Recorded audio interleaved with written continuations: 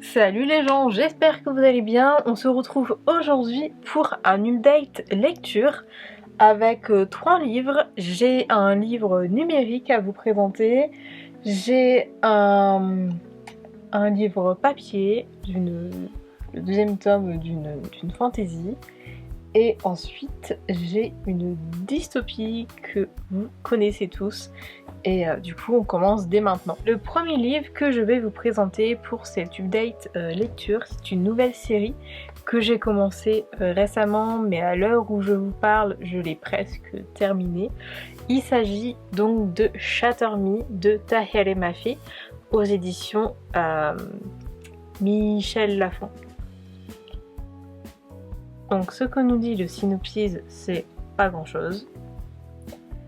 Je suis maudite, j'ai un don, je suis un monstre, je suis plus forte qu'un homme, mon toucher est mortel, mon toucher est mon pouvoir.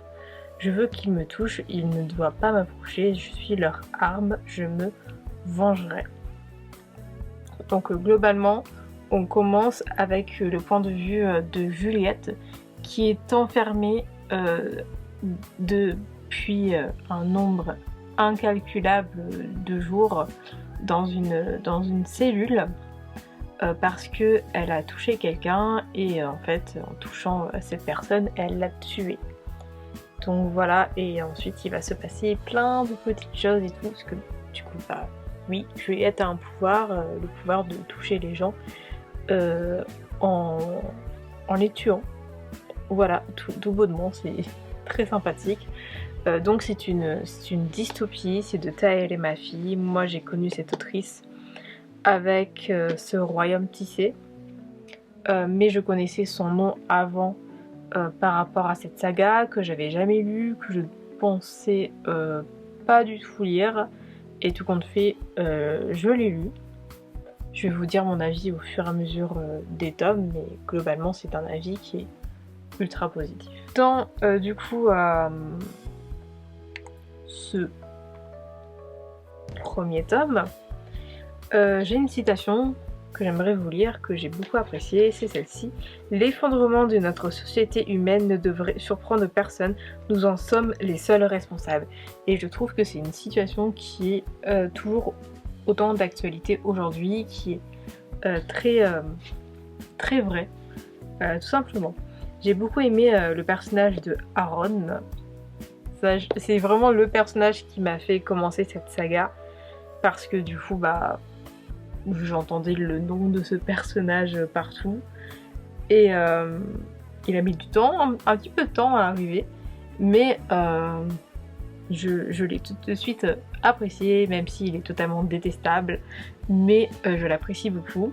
J'aime beaucoup le personnage de Juliette. C'est un personnage qui est très entre guillemets brisé par rapport à ce qu'elle a vécu. Mais c'est un personnage que j'aime bien, et j'aime bien également le fait que c'est un monde où les gens peuvent avoir des pouvoirs. Donc, mon avis, du coup, rencontre de Juliette, qui est enfermée depuis longtemps et qui est totalement paumée, et je la comprends. Nous ignorons tout d'elle au début, si elle est coupable ou non. Plus l'histoire avance, plus nous découvrons des personnages intéressants.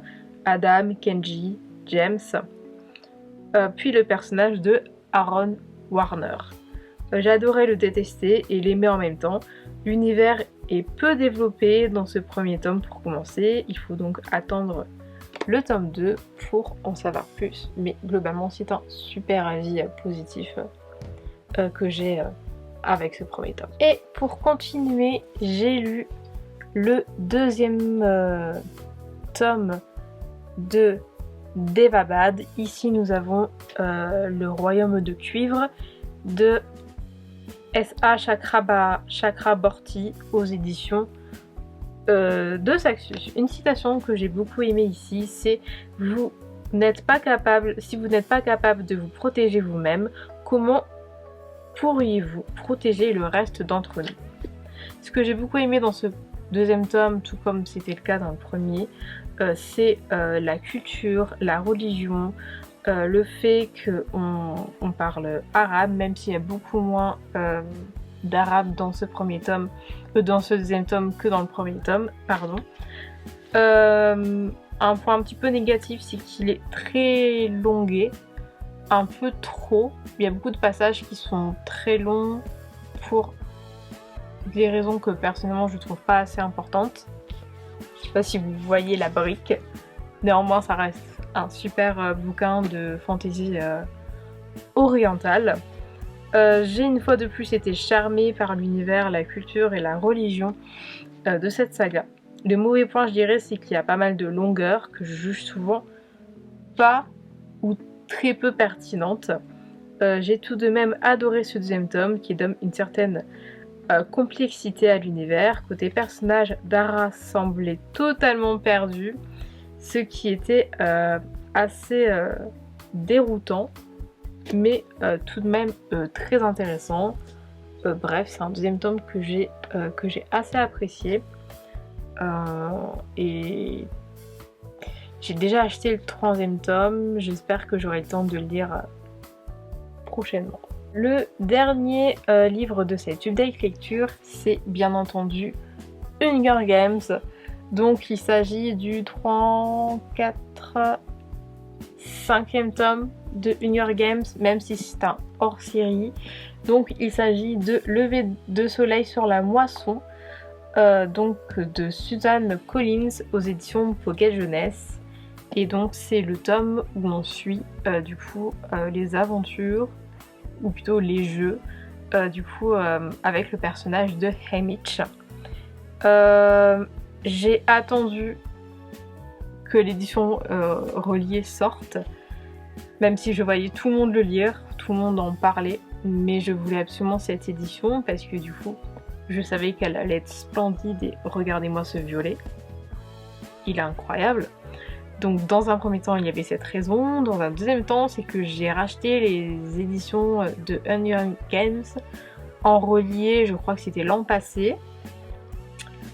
Et également j'avais pris du coup le brochet de leur série sur Snow, et quand j'ai vu qu'il allait exister en relié, je l'ai revendu pour le prendre en relié, donc automatiquement je vais tout prendre en relié.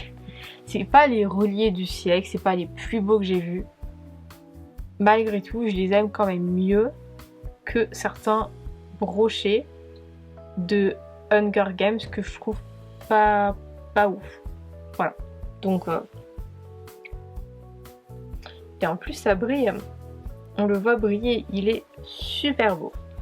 Bref, une petite citation pour celui-ci, c'est « Je suppose que la neige se pose toujours au sommet ». Il y en avait plein, mais celle-ci est très... Faut avoir la ref par rapport au tome sur Snow. Moi je l'ai, voilà. Donc bien entendu, j'ai énormément aimé le personnage de Haymitch. J'ai adoré détester le personnage de Snow, qui est horrible dans ce tome. Du coup, c'est un roman qui commence doucement, mais qui n'a que réussi à me convaincre. Tout comme Katniss, Haymitch vient du district 12. Nous ne sommes donc pas en territoire inconnu, comme le précédent tome. Je dis ça parce que le précédent tome, c'était avec Snow, et Snow, tout se déroule au Capitole. Même si ça nous a permis de découvrir le Capitole sous un nouveau point de vue. Ce roman nous fait voir Haymitch sous un nouvel angle, comme nous l'avons encore jamais vu. On comprend rapidement toute la haine qu'il a pour Snow, et qui est totalement justifiée, avec toutes les horreurs qui se passent dans ce tome. On a le plaisir de revoir certains personnages de Hunger Games, enfin des Hunger Games originaux, et de mieux les comprendre également. Le but de l'autrice ici était de nous faire haïr Snow encore plus, mais d'une puissance inimaginable, et bien évidemment, elle a réussi. Ma théorie, c'est qu'elle a vraiment écrit cette Hunger Games, enfin ce tome, parce que dans le précédent, donc où c'était l'histoire de Snow, il y en a qui ont commencé à développer des petits crushs un petit peu malsains pour le personnage de Snow, et elle a dit non, non, non. je vais vous faire revenir sur Terre rapidement et de manière brutale. Et elle l'a fait. Elle l'a fait. J'adore détester le personnage de Snow. C'est un putain de dictateur, c'est un putain de malade. Mais c'est un personnage qui est très intéressant. Mais par contre, on n'a pas le droit de l'aimer. On n'a pas le droit de le vénérer. On n'a pas le droit d'avoir des crushs sur lui. Parce que c'est un personnage qui est malade. Enfin, je veux dire, c'est Snow, quoi. C'est Snow. Donc, là, Suzanne Collins, elle nous remet les idées en place.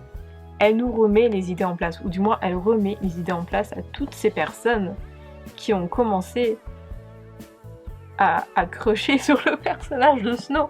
Faut pas crusher sur des personnages comme ça. On peut crusher un petit peu sur certains personnages moralement discutables. Sauf que lui, il est pas moralement discutable. Non, il est full black. Il est full black, on peut pas l'apprécier.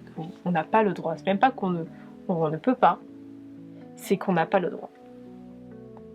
Bref, ce bouquin était super. Team Deck lecture est maintenant terminé. J'espère qu'il vous aura plu.